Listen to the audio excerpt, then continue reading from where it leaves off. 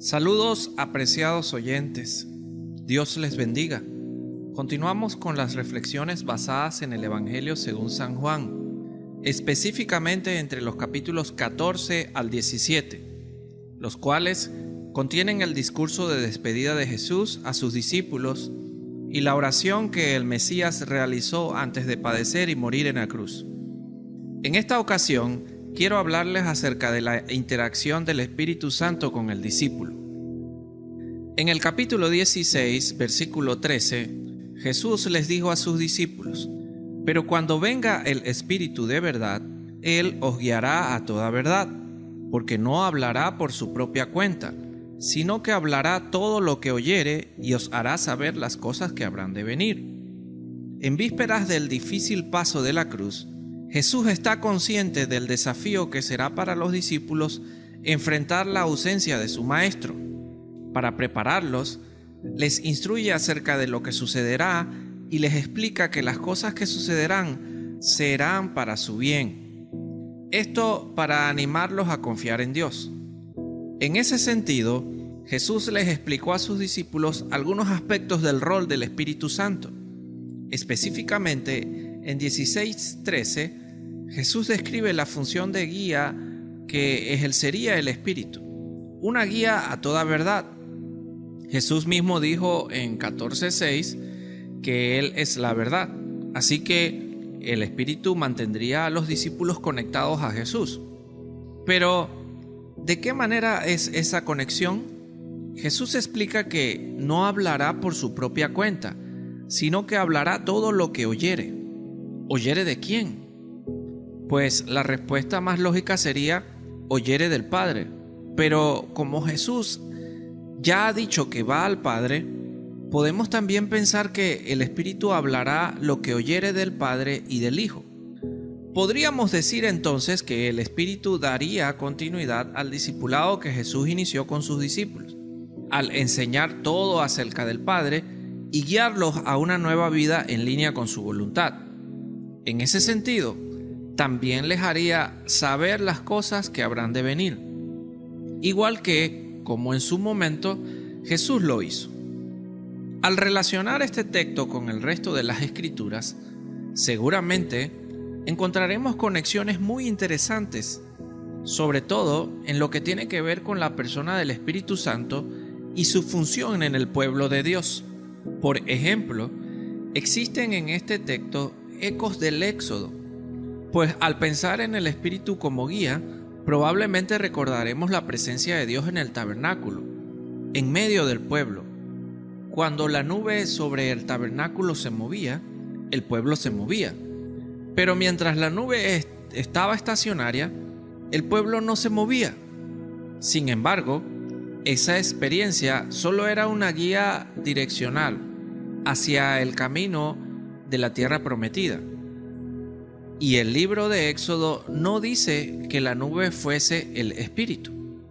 Otra conexión con el resto de las Escrituras podría ser en la función profética. Cuando pensamos en el Espíritu actuando a través de los profetas bíblicos para indicar al pueblo la palabra de Dios y las cosas que habrían de venir. Pero entre el pueblo, los profetas eran casos excepcionales. De igual manera que con los profetas, podemos leer en el Antiguo Testamento cómo Dios colocó su Espíritu sobre jueces y reyes para realizar funciones de liderazgo en Israel. Otra conexión, seguramente la más estrecha, que encontramos con el resto de las Escrituras, es lo dicho por el profeta Joel y citado por Pedro en su primera predicación, allá en el libro de los Hechos. Dice Joel capítulo 2, versículos 28 al 29, «Entonces, después de hacer todas estas cosas, derramaré mi espíritu sobre toda la gente. Sus hijos e hijas profetizarán, sus ancianos tendrán sueños, y sus jóvenes tendrán visiones. En esos días derramaré mi espíritu aún sobre los sirvientes, hombres y mujeres por igual». Podemos observar acá cómo en el profeta Joel, o a través del profeta Joel, Dios promete que el derramamiento del Espíritu no será para personas excepcionales, como fueron en el Antiguo Testamento los profetas, los jueces o los reyes, sino que sería sobre cualquier persona.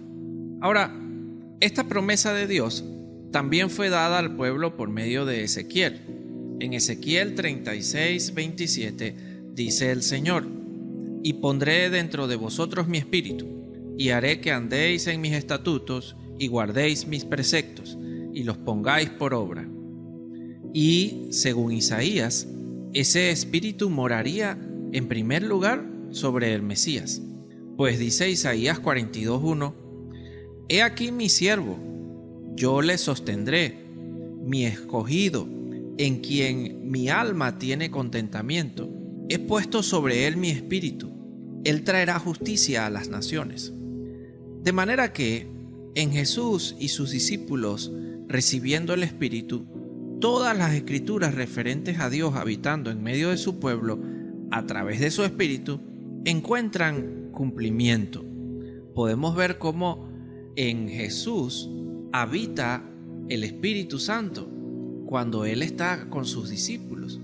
Los mismos discípulos dan testimonio de que el Espíritu Santo descendió sobre Él cuando fue bautizado por Juan el Bautista. Y luego los evangelios cuentan cómo los discípulos recibieron el Espíritu Santo. Es importante señalar que todas las escrituras apuntan a una humanidad transformada, donde la experiencia diaria de cada persona que posee el Espíritu de Dios es diferente a las demás, pues funciona de acuerdo a su diseño original. Hace las cosas para las cuales fue creada. Es un ser humano diferente. Tristemente, en nuestro tiempo, miramos al Espíritu Santo como un terapeuta emocional. Buscamos de Él en los cultos o en nuestra intimidad para que genere emociones en nuestro ser interior, que nos quite la angustia y nos dé paz, para que nos haga sentir amados o para que se manifieste de manera sobrenatural en algún milagro, al hablar en lenguas o incluso en un exorcismo. Todo eso lo puede hacer el Espíritu, y de hecho lo hace. Pero muchas veces olvidamos su rol fundamental.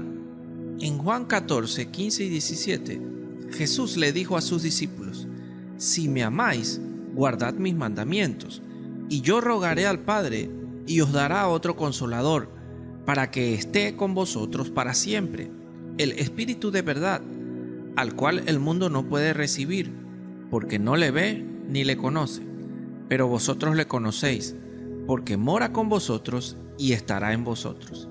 Ese otro indica una distinción numeral de objetos de un carácter similar, o en el caso de Jesús y el Espíritu, una distinción numeral de personas de un carácter similar. Cuando digo distinción numeral, me refiero a que son dos y no uno. Y cuando digo de personas de un carácter similar, entonces me refiero a la esencia de la persona.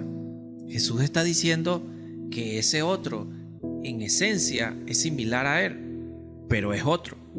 Muchas veces olvidamos que el Espíritu vino para guiarnos a la vida cristiana, para indicarnos nuestro destino como nuevas criaturas en Cristo, para dar continuidad a la obra discipuladora de Jesús. Esto abarca mucho más que el simple rol de terapeuta emocional o agente de experiencias sobrenaturales. Debemos ser proactivos para buscar la guía del Espíritu a través de la oración y el estudio de la palabra, pues esa palabra, la Biblia, la palabra de Dios, habla acerca de Jesús. En cada momento, en cada situación de la vida, el Espíritu puede estar presente en la toma de decisiones. Solo debemos darle lugar. Así que, en esta ocasión, te desafío a buscar la dirección del Espíritu de manera integral. Ante cada decisión que vayas a tomar, busca la dirección del Espíritu en oración. Ante el temor y la duda, busca la seguridad del Espíritu. Ante las tentaciones, busca la fortaleza del Espíritu. Conviértete en verdadero ser humano que es discípulo de Jesús y es guiado por el Espíritu Santo de Dios, que termina siendo la imagen de Dios en este mundo. Que Dios les bendiga. Quiero cerrar con una oración. Señor Dios Todopoderoso, gracias porque nuevamente me permites compartir esta palabra con cada uno de los oyentes. En el nombre de Jesús, te pido que les ayudes a dejarse guiar por tu Espíritu Santo, que la interacción con el Espíritu sea de continuo en sus vidas, que ellos cada día puedan conocerte más a través de esa interacción con tu Espíritu y que puedan vivir de acuerdo al diseño original que tú les diste. En el nombre de Jesús, bendice cada hogar, cada familia de cada uno de los oyentes en este tiempo. En el nombre de Jesús. Amén. Que el Señor les bendiga y hasta una nueva ocasión.